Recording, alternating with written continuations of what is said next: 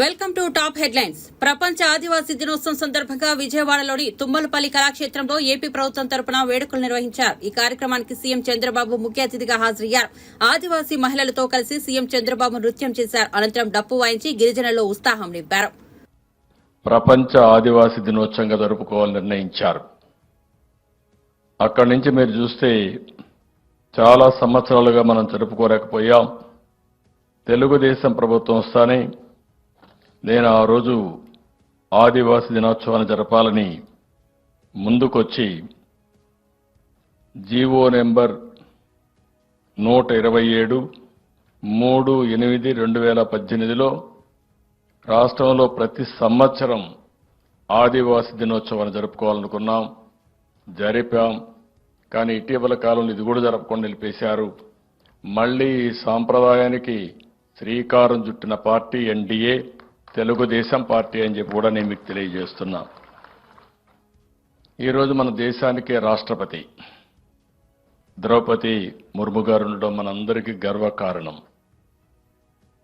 ఆవిడ్ని మీరందరూ ఒక స్ఫూర్తిగా తీసుకోవాల్సిన అవసరం ఉంది. ఒక మామూలు మహిళ ఒక స్కూల్లో టీచర్గా పనిచేస్తూ అంచెలంచెలుగా ఎదిగి ఈరోజు దేశానికి అధ్యక్షురాలు కాగలిగిందంటే అది గిరిజనులకుండే ఆదివాసులకుండే ప్రతిభ. ఆ స్ఫూర్తిని ఆదివాసులందరూ తీసుకుని మీరు కూడా ముందుకు సాగాల్సిందిగా మిమ్మల్ని అందరినీ కోరుతున్నా.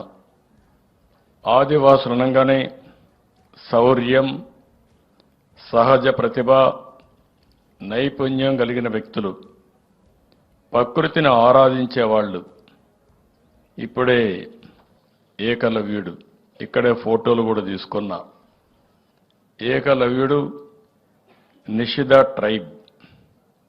ఎవరన్నా జీపీటీకి వెళ్తే అది చెప్తుంది ఏ ట్రైబ్ అని కూడా. ఒక గిరిజన కుటుంబంలో పుట్టి టీచరు లేకపోయినా కాదు అని నిరాకరించిన ఫోకస్ పెట్టాడు, విద్యను అభ్యసించాడు. ఎప్పటికీ ఒక ఆదర్శంగా నిలిచే వ్యక్తి ఏకలవ్యుడు అని చెప్పి కూడా నేను మీకు తెలియజేస్తున్నా. అలాంటి వాడు గిరిజనలో పుట్టడం గిరిజన స్ఫూర్తికి ఇదొక నిదర్శనం. ఇదే కాకుండా ఆదివాసులందరూ వ్యవసాయం, అటవీ ఉత్పత్తులు, హస్తకళలు, జానపద సంగీతం, నృత్యం చేయడం, సాంప్రదాయ ఆహారాలు అంటే మళ్ళీ ప్రపంచం మొత్తం ఈ యొక్క ఆర్గానిక్ ఆహారానికి శ్రీకారం చుట్టే పరిస్థితికి వచ్చారు. ఇవన్నీ ఆలోచించినప్పుడు భవిష్యత్తులో ఈ ఆదివాసులుండే ఈ ప్రాంతాల్లో ఎక్కువ అవకాశాలు కూడా ఉన్నాయని చెప్పి కూడా నేను మీకు తెలియజేస్తున్నా.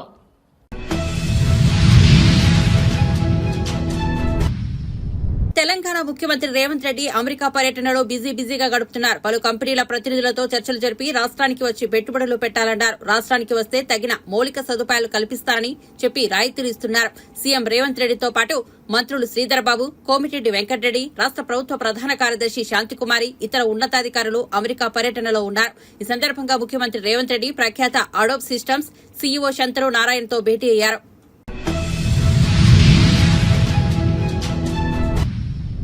మాజీ సీఎం వైసీపీ అధినేత వైఎస్ జగన్మోహన్ రెడ్డి ఏపీలో కూటమి ప్రభుత్వంపై సంచలన వ్యాఖ్యలు చేశారు. రాష్ట్రంలో రెడ్ బుక్ పాలన కొనసాగుతోందని ఆరోపించారు. రాష్ట్ర వ్యాప్తంగా రెడ్ బుక్ పాలన సాగిస్తున్నారు. ఊళ్లలో ఆధిపత్యం కోసం వ్యవస్థలను భ్రష్టు పట్టిస్తున్నారన్నారు. రాడ్లు, కత్తులతో గ్రామంలో దాడులు చేస్తున్నారన్నారు. ప్రజలకు మంచి చేయాలన్న ఆలోచన ఈ ప్రభుత్వానికి లేదన్నారు. రాష్ట్రంలో అరాచక పాలన జరుగుతోందన్నారు. చంద్రబాబు మహిళలను మోసం చేశారన్నారు. ప్రతి విద్యార్థికి 15,000 ఇస్తానని చెప్పి చంద్రబాబు మోసం చేశారని తెలిపారు. ఎన్నికల సమయంలో మాయమాటలు చెప్పారని అన్నారు.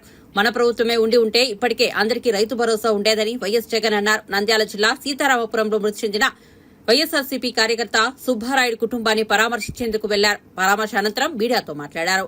ఉన్నట్టుగా మిగతా వాళ్ళకు ఫోన్ చేస్తా ఉన్నట్టుగా వీళ్ళకు గ్రామంలో కనిపిస్తా ఉంది, కానీ ఏ ఒక్కరూ కూడా రారు. పోలీసులు అదనపు బలగాలు రావు.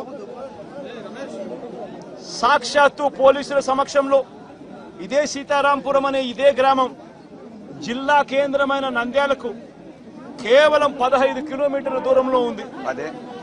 కేవలం 10 కిలోమీటర్ల దూరంలోనే ఉంది. 15 కూడా కాదు, 10 కిలోమీటర్ల దూరంలోనే ఉంది. 10 కిలోమీటర్ల దూరంలో జిల్లా హెడ్ క్వార్టర్స్. ఆ జిల్లా హెడ్ క్వార్టర్స్ లో ఎస్పీ ఉంటాడు. ఆ జిల్లా హెడ్ క్వార్టర్స్ లో ఎస్పీ ఉంటాడు. ఆ జిల్లా హెడ్ క్వార్టర్స్ లో ఎస్పీ ఉంటాడు. ఇక్కడ నుంచి కేవలం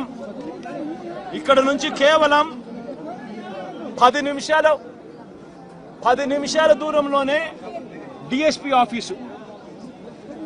ఇక్కడ నుంచి డిఎస్పీ ఆఫీసు కేవలం 10 నిమిషాల దూరం. ఎస్పీ ఉండేది కేవలం 10 కిలోమీటర్ల దూరంలో ఎస్పీ ఉన్నాడు నంద్యాల హెడ్ క్వార్టర్స్ లో. ఇటువంటి పరిస్థితుల్లో ఈ గ్రామానికి కనుక పోలీసులు కనుక పంపించి ఉండింటే, ప్రొటెక్షన్ పంపించి ఉండింటే ఈ గ్రామంలో ఘటన జరిగి ఉండేది కాదు. సాక్షాత్తు ఎస్ఐ చూస్తా ఉన్నాడు, సాక్షాత్తు కానిస్టేబుల్ చూస్తా ఉన్నారు. వీళ్ళందరూ చూస్తా ఉండగానే అదనపు బలగాలు ఏ ఒక్కరూ కూడా ఇక్కడికి రాకుండా 12:20 ఏకంగా స్వైర విహారం చేస్తూ ఏకంగా ఇదే స్పాట్ లోనే ఈ గ్రామానికి సంబంధించిన అన్యాయమైన నాయకుడు, ఇక్కడ సంబంధించిన ఎమ్మెల్యేకి సంబంధించిన ప్రోద్బలం, ఇక్కడికి సంబంధించిన చంద్రబాబు నాయుడు గారు లోకేష్ గారు వాళ్ళిద్దరి అండదండలు, వీళ్ళందరి అండదండలతో పోలీసులు ఎవరూ కూడా పంపించకుండా, పోలీసులు ఎవరూ కూడా ఇక్కడికి రాకుండా సాక్షాత్తు ఎస్ఐ సమక్షంలో, సాక్షాత్తు ఇద్దరు కానిస్టేబుల్ సమక్షంలో స్వైర విహారం చేస్తూ ఏకంగా నరకడం జరిగారు. సుబ్బరాయుడిని హతమార్చారు, మిగతా ఇద్దరిని కొట్టారు, మిగతా 2 కుటుంబాలలో కొట్టారు. చివరికి సుబ్బరాయుడు భార్య పెద్దమ్మను నరికారు. ఇవన్నీ ఇక్కడే జరిగాయి, ఇదే గ్రామంలో జరిగాయి. కానీ ఎస్ఐ కానీ కానిస్టేబుల్ కానీ ఎవరు కూడా ఆపగలిగే పరిస్థితి కూడా లేదు.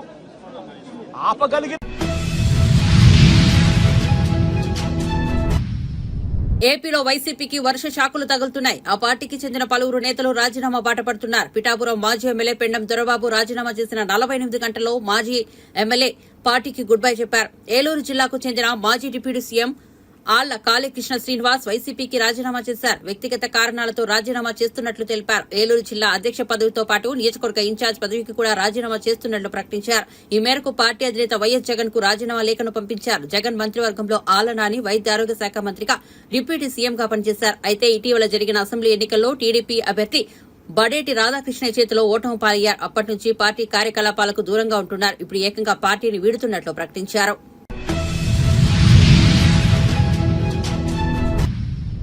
సుంకిసాల ప్రాజెక్టుపై ప్రభుత్వం అసత్య ప్రచారం చేస్తోందని బీఆర్ఎస్ వర్కింగ్ ప్రెసిడెంట్ కేటీఆర్ విమర్శించారు. ఆ ప్రాజెక్టుకు పునర్జీవనం తెచ్చిందే బీఆర్ఎస్ ప్రభుత్వమని చెప్పారు. హైదరాబాద్ నీటి అవసరాల కోసం సుంకిసాల ప్రాజెక్టు మొదలుపెట్టారని, అయితే దానిని నల్లగొండ ప్రజలు తీవ్రంగా వ్యతిరేకించారని గుర్తు చేశారు. తెలంగాణ భవన్లో మాజీ మంత్రులు సవితా ఇంద్రారెడ్డి, మహమూద్ అలీతో కలిసి కేటీఆర్ మీడియాతో మాట్లాడారు.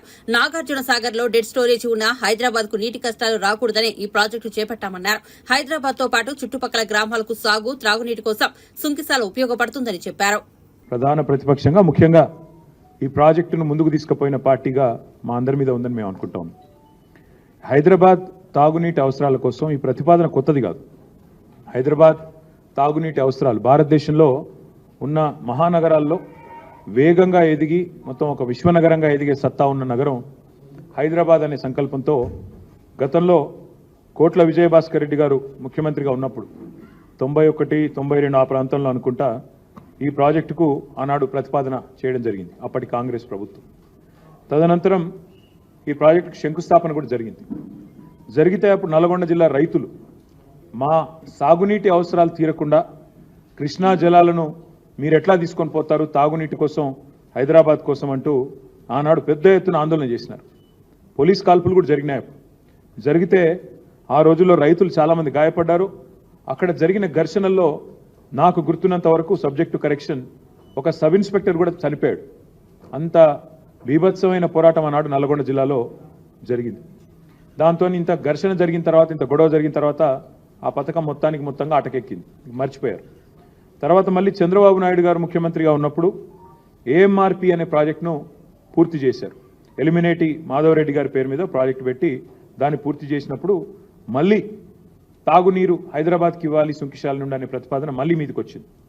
అంటే ఒకవైపు రైతులకు సాగునీరు ఇస్తూనే మరొక వైపు హైదరాబాద్కు తాగునీరు ఇవ్వాలి అనే ఆలోచనతో ఆనాడు రైతులను ఒప్పించి మరి 2001-3 ప్రాంతంలో చంద్రబాబు నాయుడు గారి ప్రభుత్వం మొదటి దశగా 90 మిలియన్ గ్యాలన్ల మంచినీళ్ళను హైదరాబాద్ 90 MGD తరలించే విధంగా ఆనాడు పథకాన్ని మొదటి దశ పూర్తి చేయడం జరిగింది. ఆ తర్వాత రాజశేఖర్ రెడ్డి గారి హయాంలో 2-3 దశల్లో కృష్ణా ఫేజ్ 2 ఫేజ్ 3 అని పెట్టి 90 MGD చొప్పున మళ్ళీ ఒక 180 MGDని మళ్ళీ తెర మీదకి తీసుకొస్తే ఆ రోజు అప్పుడున్న పరిస్థితుల్లో రైతులు మళ్ళీ మాకు ఈ ప్రభుత్వం మీద నమ్మకం లేదు, మా తెలంగాణ వస్తుంది, వచ్చినాక ఆనాడు తీసుకుంటామని చెప్పి రైతులు ఆందోళన చేయడంతో మళ్ళీ వెనక్కిపోయింది. ఆ తర్వాత హైదరాబాద్ మహానగరం విస్తరిస్తూనే ఉంది గత దశాబ్దాలుగా. ముఖ్యంగా గత దశాబ్దంలో అయితే బ్రహ్మాండంగా విస్తరించింది. హైదరాబాద్ పెరుగుతున్న నీటి అవసరాలు, తాగునీటి అవసరాలను దృష్టిలో పెట్టుకొని పెద్దలు కేసీఆర్ గారు మరి ఒకవైపు వాయువేగంతో సాగునీటి ప్రాజెక్టులు కడుతూ రైతుల్లో ఒక విశ్వాసాన్ని నింపి కృష్ణానది మీద అటు పైన మనకు తుమ్మిళ్ళ కావచ్చు, ఇంకా ఇతర పథకాలు కావచ్చు, అదేవిధంగా పెండింగ్లో ఉన్న కల్వకుర్తి, నెట్టెంపాడు, భీమా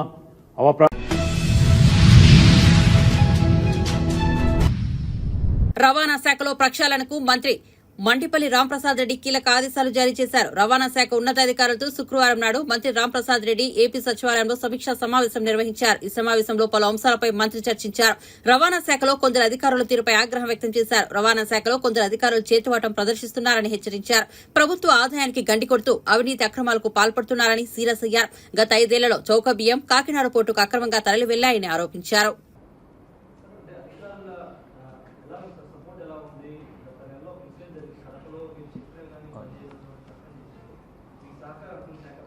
సార్ ముఖ్యంగా నేను ఒకటే చెప్తున్నా, నేనేం సస్పెండ్ చేయలేదు సార్, ట్రాన్స్ఫర్ జరిగింది. ముఖ్యంగా ఆ రోజు మాకు ఈ ప్రభుత్వంలో ఏ అధికారి మీద జులుం అయితే ఉండదు. ఆ రోజు అక్కడ జరిగిన పరిణామాలు అయితేనే, అక్కడున్న యూనియన్స్ వాళ్ళు అయితేనే, అక్కడికి వచ్చిన కార్మికుల సమస్యల మీద నేను అడగడం జరిగింది. ఆయన దాన్ని పట్టించుకోకపోవడం వల్లే ఆయన మార్చామని చెప్పక సస్పెండ్ చేసే అధికారం మాకు కూడా లేదు. చెప్పండి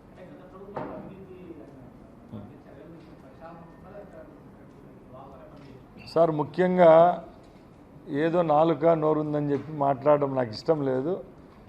ఇప్పుడు రోజు మీరు చూస్తున్నారు మీడియాలో 1400 బస్సులు ఈరోజు రోడ్డుపైకి తెస్తున్నాం. మేము అధికారులు కూడా ఈరోజు ఆ సమీక్షలో ఒకటే అడిగా, ఈ కొనుగోళ్ల విషయంలో ఏమైనా అవకతవకలు జరిగినాయా, కంపెనీ వాళ్ళ దగ్గరికి కొనడం ఎలా జరిగింది, ఆ బాడీ బిల్డ్ చేసింటారు ఇది ఎలాగ జరిగింది, టైర్లు ఎలాగా, డీజిల్ ఎలాగ ఉంటున్నాం, ఆటోమొబైల్ పార్ట్స్ ఎలా కొంటున్నాం, స్క్రాప్ అనేది ఉంటుంది, ఎట్లా మనం చేస్తున్నాం, ప్రతి ఒక్క దాని మీద సమీక్ష చేశాం సార్. అట్లా ఏమైనా పొరపాట్లు ఉన్నప్పుడు అధికారులతో మేము కూడా సమీక్షించినప్పుడు ఏదైనా పొరపాట్లు దొరికితే మాత్రం తప్పకుండా ఎంక్వైరీ అనేది ఉంటుంది, కమిటీ వేసి తప్పకుండా చర్యలు తీసుకుంటాం.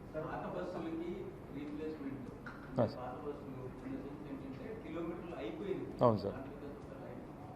సార్ ఇప్పుడు ఒక ఏపీఎస్ఆర్టీసీ వాళ్ళు ఒక సిస్టమ్ సెటప్ చేశారండి. దాంట్లో ఏముందంటే 13 లక్షల కిలోమీటర్లు పైబడినవి ఆర్ 15 ఇయర్స్ రోడ్డుపైకి వచ్చిన బస్సులు ప్రామాణికంగా తీసుకోవడం జరిగింది. ఆ బస్సులను అయితే స్క్రాప్ కింద మార్చడం జరుగుతూ ఉంటుంది. అవి ఏటా సుమారు 800 నుంచి 1000 బస్సులు అయితే ఉంటాయి. ఎక్కడండి సార్? ప్రతి ఒక్క ఏటా రొటీన్గా ఈ స్క్రాపింగ్ అనేది జరుగుతూ ఉంటుందండి. కొత్త బస్సులు కూడా కొంటా వస్తూ ఉంటారు. ఇప్పుడు ఈ 1400 బస్సులు అయితే ఏమన్నారో అవి మీరు చెప్పినట్టు రీప్లేస్మెంట్ వివిధ కేటగిరీల్లో మేము రీప్లేస్ చేస్తూ వచ్చాము. ఇప్పుడు ముఖ్యంగా మీ దృష్టికి ఏం తీసుకొస్తున్నామంటే, మా గవర్నమెంట్ ఫామ్ అయిన తర్వాతే ముఖ్యమంత్రి గారితో చర్చించడం జరిగింది. రేపు ఫ్రీ ట్రాన్స్పోర్టేషన్ అనేది ఇస్తున్నాం మహిళలకు. ఆ ఇచ్చే రోజుకి ఆక్యుపెన్సీ రేట్ అనేది ఆటోమేటిక్గా పెరుగుతుంది. అప్పుడు మనం ఖచ్చితంగా బస్సులు కొనాలి. ఉత్త బస్సులు కొంటే సరిపోదు కదా, అక్కడున్న మ్యాన్ పవర్ కూడా ఇంక్రీజ్ చేయాలి. కాబట్టి తప్పకుండా కొనబోయే బస్సులు అలాగే దానికి సంబంధించిన డ్రైవర్లు అయితేనే, కండక్టర్ అయితేనే, మెకానికల్ పీపుల్ అయితేనే ఎంప్లాయ్మెంట్ అయితే కల్పిస్తాం.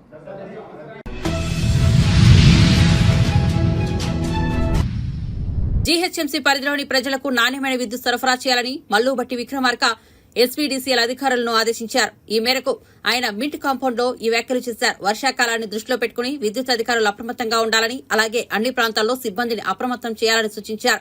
దేశానికే తలమానికంగా ఉన్న గ్లోబల్ సిటీగా ఎదుగుతున్న హైదరాబాద్ లో పెద్ద ఎత్తున పెట్టుబడులు పెట్టడానికి పారిశ్రామికవేత్తలు వస్తున్నారని డిప్యూటీ సీఎం బట్టి విక్రమార్క పేర్కొన్నారు. లోన్ వేవర్ సంబంధించి జీవో ఇష్యూ చేసి మొడాలిటీస్తో సహా ఫస్ట్ ఫేజ్ అంటే 18 జూలై 2024 జీవో 15వ తారీఖు రిలీజ్ చేశాం. 18వ తారీఖు నాడు మొదటి విడతగా 11.5 లక్షల అంటే 11.50 లక్షల అకౌంట్లో 1 లక్ష రూపాయల వరకు రుణం ఉన్నటువంటి వాళ్ళందరికీ 10.84 లక్షల కుటుంబాలకి ఉపయోగపడేటట్టుగా 6,098.93 కోట్ల రూపాయలని ఏకదఫీనా ఒకటేసారి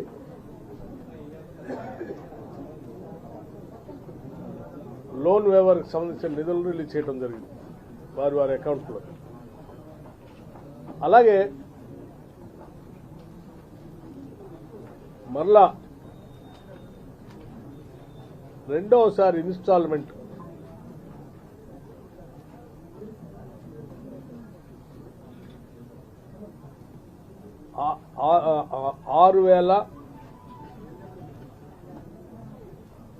6,190.02 కోట్ల రూపాయలతో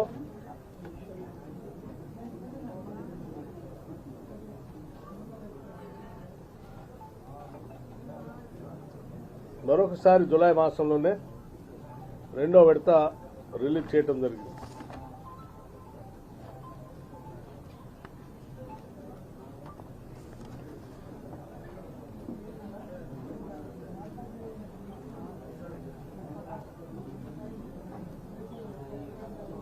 ఇది 1.5 లక్షల వరకు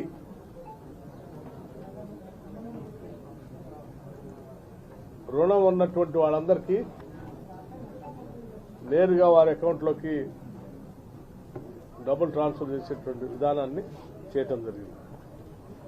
దీనికి సంబంధించి 5,45,407 కుటుంబాలు రైతు కుటుంబాలకి 5,45,407 రైతు కుటుంబాలకి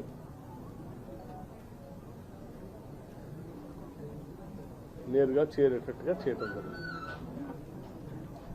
ఈ 2 ఫేజులు కలిపి మొత్తం 12,289 కోట్ల రూపాయలు. కేంద్రంలోని బీజేపీ ప్రభుత్వంపై సిపిఐ నేత నారాయణ తీవ్ర వ్యాఖ్యలు చేశారు. శుక్రవారం ఆయన మీడియాతో మాట్లాడుతూ బడ్జెట్ లో ఏపీకి ఎంతో మేలు చేసినట్లు అటు కేంద్రం ఇటు రాష్ట్రంలోని కుటుంబ ప్రభుత్వం గొప్పలు చెప్పుకుంటోందని అన్నారు. కానీ వాస్తవ పరిస్థితి అందుకు భిన్నంగా ఉందని తెలిపారు. ప్రత్యేక హోదా విషయంలో కేంద్రంపై సీఎం చంద్రబాబు ఒత్తిడి తేవాలని సూచించారు. లేదంటే గత ముఖ్యమంత్రి జగన్ కు పట్టిన గతే మీకు పడుతుందని అన్నారు. గవర్నర్స్ ఉపయోగించుకొని దుర్మార్గంగా ఖర్చు సాధింపు చేస్తున్నారు. ఈ పద్ధతుల్లో ప్రజాస్వామ్యాన్ని కాపాడడం సాధ్యం కాదు.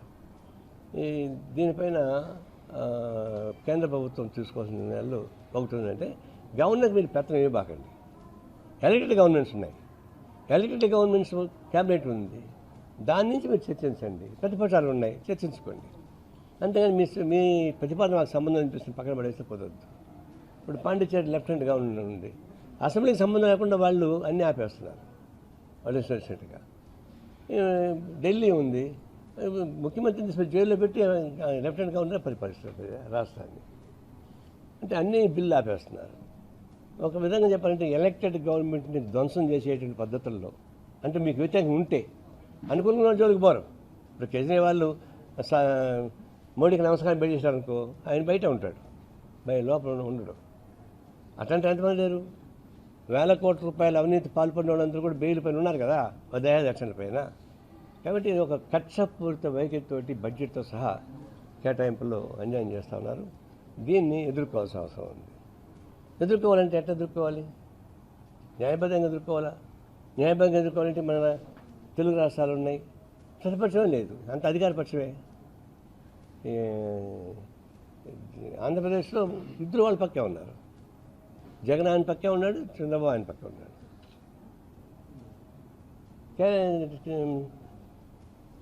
తెలంగాణలో కేసీఆర్ ఆ పక్కే ఉన్నాడు, వాళ్ళ పక్కే. అంటే దీన్ని బట్టి ఒరిస్సాలో ఇద్దరు ఆ పక్కే ఉన్నారు, ఒకవైపే ఉన్నారు. అంటే అవకాశాలు ఉన్నటువంటి వాళ్ళకి ఇక్కడికి వచ్చేకటికి మనకేమైంది, బడ్జెట్ కేటాయింపు వచ్చిన తర్వాత ఓహో బ్రహ్మాండంగా డబ్బులు వచ్చేసాయని చెప్పేసి ఈ భుజు కేటాయింపు వేసుకొని ఎగురుతున్నారు ముఖ్యమంత్రి చంద్రబాబు నాయుడు. ఏమొచ్చింది? మీకు 15,000 కోట్ల రూపాయలు రాజధానికి ఇచ్చారు. దాన్ని ఏమైనా గ్రాంట్ అన్నారా? అప్పిస్తా ఉన్నారు. ఇప్పుడు దీనికి డబ్బులు కావాలంటే నాకు ల్యాండ్ ఉంటే షూరిటీ పెడతా, నా షూరిటీ ఆయన డబ్బులు ఇస్తారు. ఆయన డబ్బులు ఎక్కితే నా భూమిని వేస్తారు.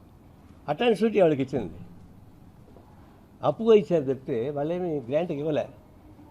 నిన్న సీతారామన్ చాలా అందంగా అబద్ధం చెప్తారు. ఆమె చేసినంత అబద్ధాలు ఇంకొకటి చెప్పరు. చివరికి వాళ్ళు తమిళనాడులో అన్నారు, మా రాష్ట్రంలో పుట్టినావు నువ్వు, తమిళనాడుకి అన్యాయం చేస్తానని అడిగారు వాళ్ళు. నన్ను మా రాష్ట్రం పెళ్లి చేసుకుంది, మాకు కూడా అన్యాయం చేస్తానని చెప్పాను.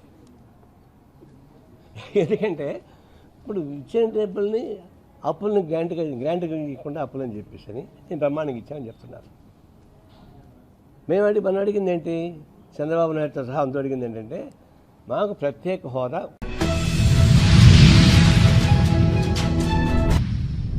విజయవాడలోని అంబేద్కర్ విగ్రహాన్ని రాష్ట్ర ప్రభుత్వం కూలగొట్టే అవకాశం ఉందన్నారు మాజీ మంత్రి మేరుగ నాగార్జున. అంబేద్కర్ విగ్రహాన్ని కాపాడుకోవాల్సిన బాధ్యత మనందరిపై ఉంది అంటూ కామెంట్స్ చేశారు. కాగా మాజీ మంత్రి మేరుగ నాగార్జున శుక్రవారం మీడియాతో మాట్లాడుతూ భావితరాలకు దిక్సూచిగా ఉండాలని అంబేద్కర్ విగ్రహాన్ని విజయవాడలో ఏర్పాటు చేయడానికి వైఎస్ జగన్మోహన్ రెడ్డి కృషి చేశారని తెలిపారు. గతంలో అంబేద్కర్ విగ్రహాన్ని పెట్టమంటే చంద్రబాబు కేసులు పెట్టారని తెలిపారు. ఎక్కడైనా విగ్రహం పెట్టినప్పుడు చూడడానికి వెళ్లినా కూడా కేసులు నమోదు చేశారని అన్నారు. ఇప్పుడు విజయవాడలో అంబేద్కర్ విగ్రహంపై దాడికి ప్రయత్నించారని తెలిపారు. స్వయాన ప్రభుత్వం ఇన్వాల్వ్ అయి చేయించినందుకు చింతిస్తూ ఉన్నాం. ఎందుకంటే బాబాసాహెబ్ బిఆర్ అంబేద్కర్ గారి విగ్రహాన్ని విజయవాడలో ఏర్పాటు చేయటానికి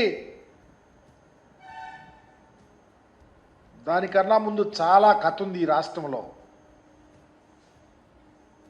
ఒకప్పుడు ఈ రాష్ట్రాన్ని పరిపాలించిన ముఖ్యమంత్రిగా ఉన్న చంద్రబాబు నాయుడు గారు ప్రస్తుత ముఖ్యమంత్రిగా ఉన్నారు. ఇది వరకు ముఖ్యమంత్రిగా ఉన్నప్పుడు ఆంధ్రప్రదేశ్లో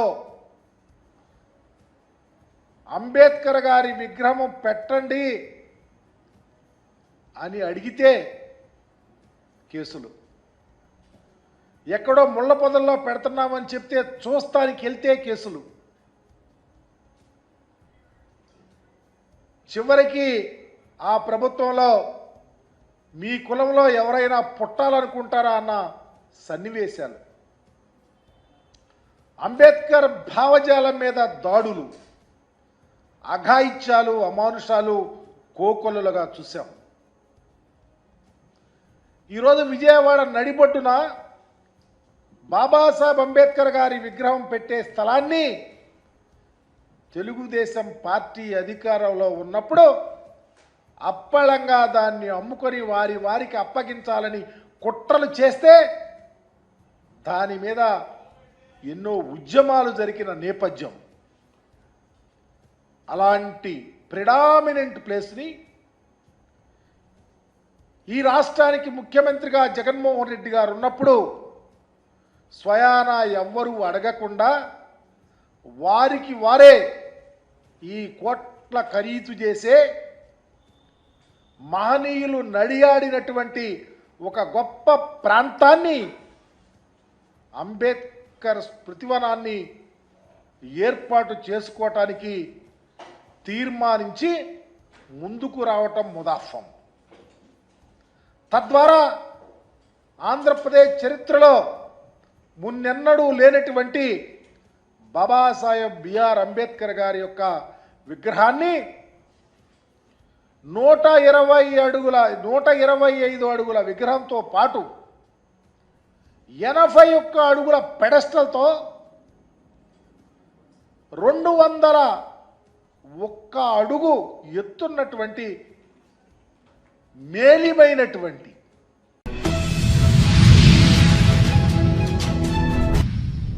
సినీ తారలు పాయల్ రాజ్పూత్, సంయుక్త మేనన్ కరీంనగర్ లో సందడి చేశారు. పట్టణంలో ఓ షాపింగ్ మాల్ ప్రారంభోత్సవ కార్యక్రమంలో వారు పాల్గొన్నారు. ఈ సందర్భంగా వారిని చూసేందుకు అభిమానులు భారీగా తరలివచ్చారు. మహిళల భద్రతే లక్ష్యంగా పనిచేస్తున్న షీ టీం బృందంతో పాయల్, సంయుక్త ఫోటోలు దిగి బ్యానర్ ను ప్రదర్శించారు. అనంతరం వేదికపై మాట్లాడుతూ యువతలో జోష్ నింపారు.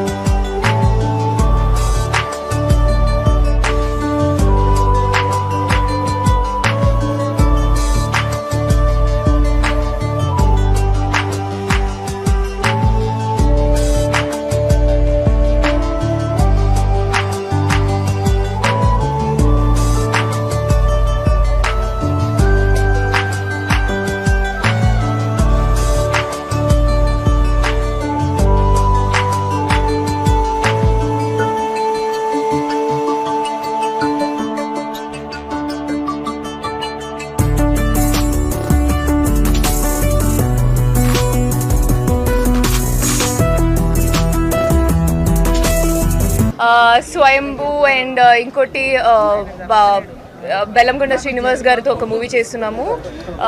స్వయంభూ విత్ నిఖిల్ గారు అండ్ ఇంకోటి శర్వానంద్ గారితో ఒక మూవీ చేస్తున్నాము. అండ్ తర్వాత ఒక మూవీ హిందీలో చేస్తున్నాము కాజోల్ అండ్ ప్రభుదేవా గారితో. అండ్ దెన్ ఇంకొక 2 మూవీస్ స్టార్ట్ అయింది, బట్ నేను అనౌన్స్ చేయలేము బికాజ్ ప్రొడక్షన్ వాళ్ళు they will get angry. Keep it a secret. But ఖచ్చితంగా సో ప్రేక్షకులకి ఇప్పుడు మంచి కంటెంట్ అంటే చాలా ఇష్టం. సో ఆ ఇష్టతోటి నేను కూడా ఫాలో అవుతున్నాము, మంచి కంటెంటే చేస్తున్నాము. పాయల్ రాజ్పూత్ గారిని స్క్రీన్ మీద చూస్తే నచ్చారా, లైవ్ లో నచ్చారా, మీరే చెప్పాలి.